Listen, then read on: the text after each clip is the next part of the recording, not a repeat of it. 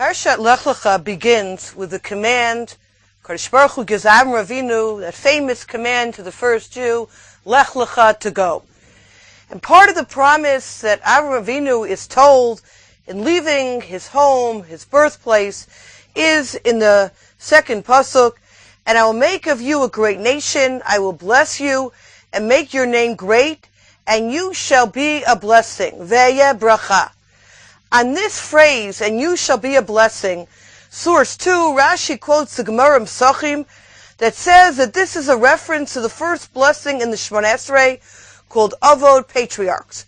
It recalls the greatness of Avraham, Yitzchak, and Yaakov, the forefathers of Klal Yisrael, in whose merit the Jewish people have survived this entire millennia of Galus.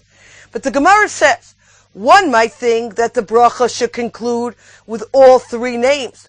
Therefore, the pasuk says, and you shall be a blessing. With you, Avraham, they will conclude this bracha, and not with the other patriarchs, Yaakov, Yitzchak Avinu, and Yaakov Avinu. We end the bracha of Avos, Baruch Atah Hashem, Magen Avraham, the shield of Avraham, not the shield of Avram, Yitzchak, and Yaakov. The question I'd like to try and Mir Hashem explore, obviously with many, many answers offered, is what is the reason that indeed we don't conclude the bracha with Avram, Yitzchak, and Yaakov? What is the idea of the Magen Avraham, the shield of Avraham? The shield being the sign of strength, the sign of support. What is it about Avram Avinu that makes him different than the other avos that they are mentioned? Becha chotmim v'lo bekulam. With you, we are chotmim. We are signing off. We are sealing, and not with the others.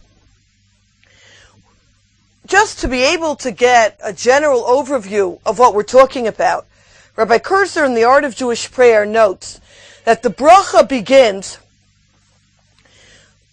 with saying that Hashem is Elokeinu ve'Elokei Avosenu.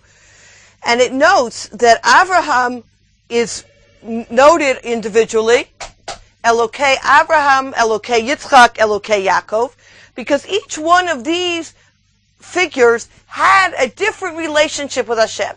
It's not just Elokeinu ve'Elokei Avosenu, God is the God of our forefathers, but it explicitly says Elokei Avraham, the God of Abraham, the God of Yitzchak, the God of Yaakov.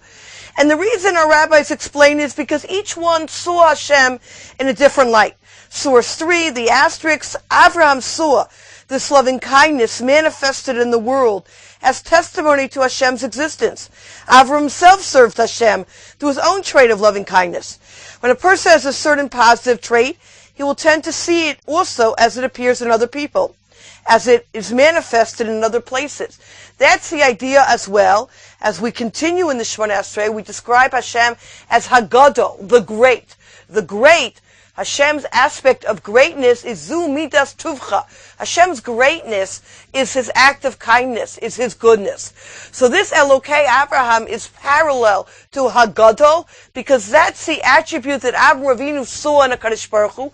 It's the attribute he himself utilized in connecting with this world, the midah of Tuvo, his goodness. Yitzchak Avinu, on the other hand, did not solely rely on his father. He found God through his own character traits of discipline and self-control. And through this attribute of Gvura, Yitzchak Avinu was able to see the clarity of Hashem's spiritual manifestation in this world. And that is the Norah, which is Hagibur.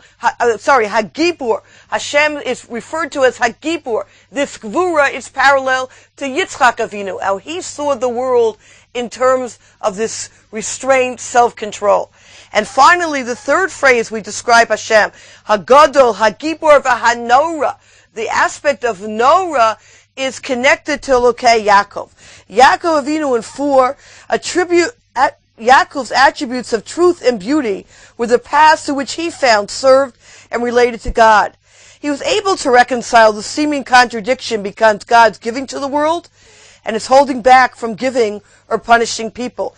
And that's that aspect of Norah, the awesomeness of Hashem, to be able to see both Chesed and Gvura at the same time. He drew both on his father as well as his grandfather and integrated the two. And therefore, in this prayer at the end of 4, we repeat the word God with the name of each patriarch. The text could have said that God is the God of Abraham, Yitzchak, and Yaakov. Instead, it says that he is the God of Abraham, God of Yitzchak, and God of Yaakov, therefore emphasizing how each patriarch forged his own relationship with Hashem based on his unique character attributes. It's similarly the task of each and every one of us to discover, relate to, and serve Hashem according to our own primary natures as well, drawing from very much the model of Avraham Avinu, Yitzchak Avinu, and Yaakov Avinu. So when we stop in this part of Shemona Esrei, we should keep this in mind when we think about Elokei Avraham, Elokei Yitzchak, Elokei Yaakov. Think about how each one related to Kadosh Baruch Hu, each one saw Hashem in this world, how Hashem was manifested in these different ways, Hagadol, Hagibor, Vanora, and be able to recognize